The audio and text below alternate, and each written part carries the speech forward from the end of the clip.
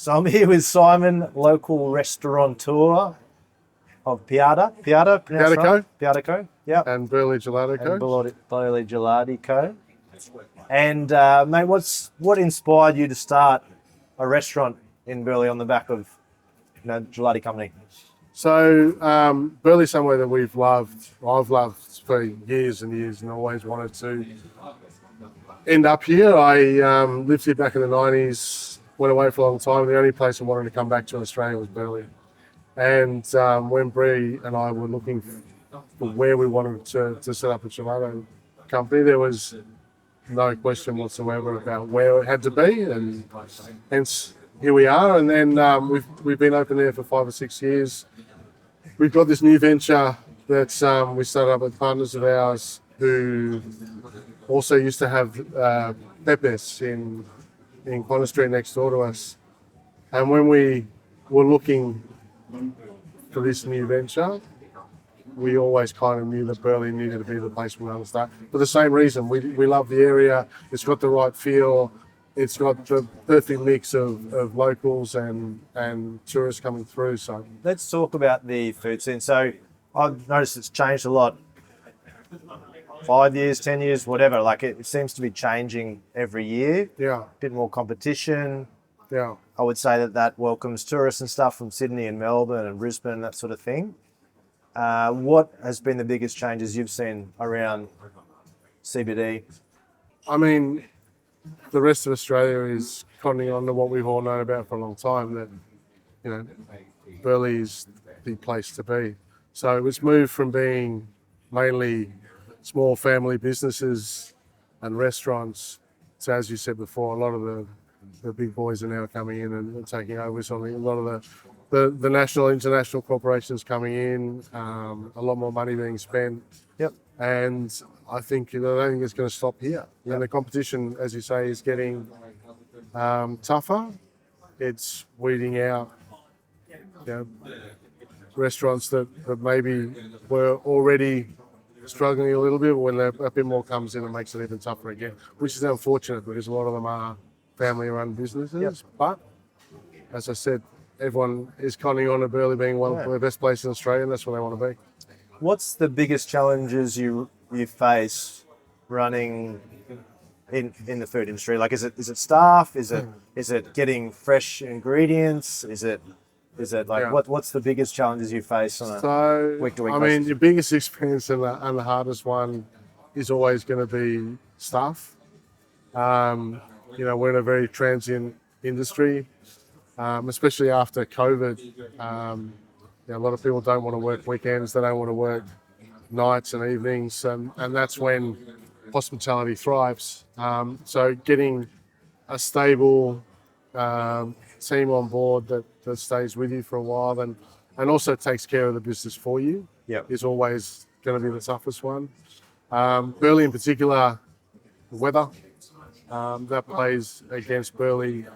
When the sun's out, there's no better place to be in the world, but when it's wet and rainy, people choose other places to go. So for us, that's probably the two biggest things that challenge us here. How would you describe the essence of Piada Company, Phil? Where we are right now, the essence. The essence. So Piada is a thing that really didn't exist in Australia. There's probably a handful of places around the country that do it. Andrea had this idea, and he came to us, as we've always got on well, and we sort of worked out what we thought Italian street food brought to Australia could and would look like. We worked heavily on the marketing and all the branding to get something that was scalable, attractive, relaxed, casual, good fresh food, but nice and relaxed. So it sort of came from all four of us working on that. I find it affordable as well when you look at your options in the CBD compared to what you would pay for something elsewhere. Yeah. I find it affordable. Did you want to get into a sort of section of the market where it wasn't too dear that everyone could go there? We did. And that was one of the main things we worked on, was how do we try and get good quality fresh food, because that's what makes it work. Yep. But also make it accessible for everybody. And we've worked hard on that. Some things we don't make a lot of money on, but you've got to do it to make sure that the volume's there and people can see it as an affordable thing to do. Yep. So it's something we worked on. So let's talk about where you get the ingredients and stuff from. Like nowadays, it's very important that it's sourced, locally or sustainability wise. Can you share some of your secrets? Where do you get most of your... okay. So next question. Of course we can. So everything we get locally. Yep. All of our fresh produce, fruit, vegetables and so on comes from a very local supplier. A lot of the cured meats are also from Australian suppliers. We can't get them internationally because of importation and health laws. So they're from, a lot of the salumi products are from local suppliers. Our main meats that we get fresh all come from a local butcher that I've actually been using for years personally. All his meat is preservative-free, gluten-free, everything else free. Yep. So we've been getting it in personally, so we've done the same thing here. So whatever we can get, we get locally. Have you noticed a change in the clientele maybe in the last 5 years, whether it's here or your other place? More Rolexes than Rip Curls, or more affluent sort of people coming to the area? I've certainly noticed it with the properties that I sell. It definitely has changed. I mean, Burleigh's always going to be a fairly relaxed melting pot of people. Exactly. So, I mean, what people wear and so on, we don't really take a notice of that, but we can definitely see that the demographic that comes here has changed. More younger? There's still the mix there. Yep. There is a lot of young people coming in here to spend the day. Burleigh's become the place to be for a lot of influencers and people who follow influencers and that sort of thing, which is great for business. It's fine making sure we've always got that balance because it's still got a strong local community. I mean, I'm a Burleigh local, you're a Burleigh local. We live here, we work here. I love the people in the area. As even walking past now, people are coming past and saying hello. Yep. That's the great thing about Burleigh. Burleigh's still got that village feel, but we are being not affected, but we are seeing a lot more people from interstate coming in and trying to get hold of, as I said before, what we've known and loved for a long time. It brings in all types. Do you see your revenue change quite dramatically with school holidays? I mean, to be honest with you, with Piada, this is the first real summer we're going to see. Yeah. So we're expecting, as in every other business in Burleigh, from the 26th when you open all the way through January to be the biggest month of the year. Yeah. Definitely with the gelato shops. That's something we spend all year gearing up to, just because of the amount of people that come into Burleigh. So hopefully, if the rain stays away this year, like it didn't do for us last year, we'll be in for a cracker. What's Italian street food? So, good question. That's the question that most people ask, what is it? Because when people think about Italian, they think about pizza and pasta, pizza and pasta, pizza and pasta. And we get a lot of people coming in saying, where's pizza and pasta? That's not what we do. So, our speciality is a piadina, which has been made for centuries in the northeastern part of Italy. And it's basically an Italian flatbread. Very basic, very healthy. We use zero flour, which is probably the best flour we can use possibly to do it. Olive oil, and we make it in-house fresh every day. Roll it, goes on the grill, and we stuff it full of all sorts of goodness. Ooh, as you've tried. And it's easy to eat too. It's easy to eat. It's folded in half. And traditionally they're not cut, but we cut them to make it easier to eat. And it's just goodness and easy and relaxed, and it works really well on the coast for taking to the beach for a snack, or as you say, walk around with it. Right.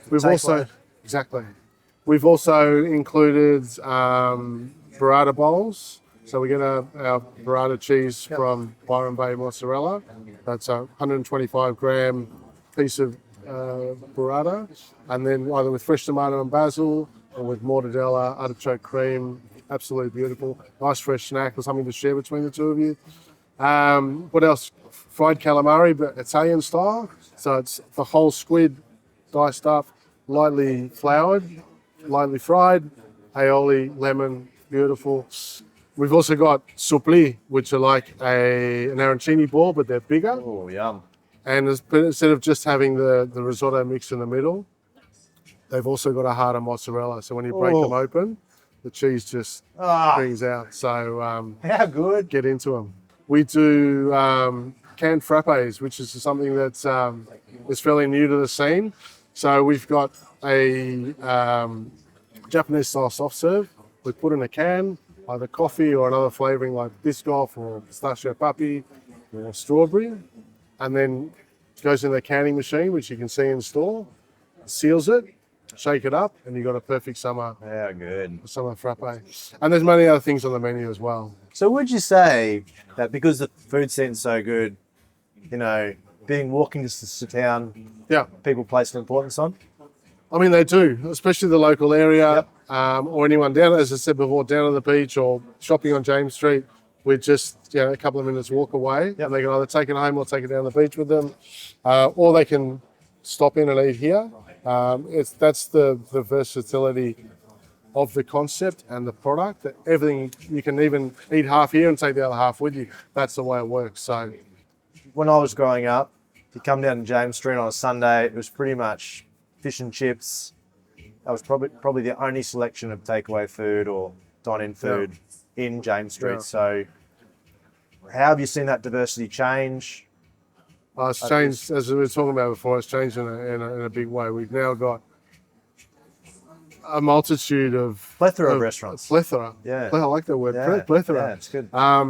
And we're talking now high quality. If you've got your Asian fusions like your Jimmy Wah's on the highway, and Lumi that's just opened up, and Mr. Azola's, to things like Labat, which is top quality cuisine just behind us here.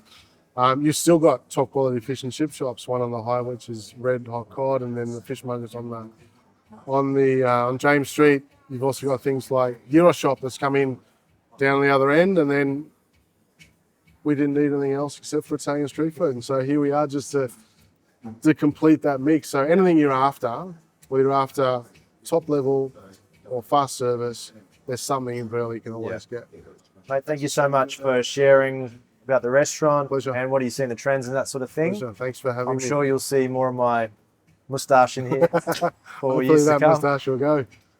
Thank you so much. Thanks, mate. Cheers. Bye.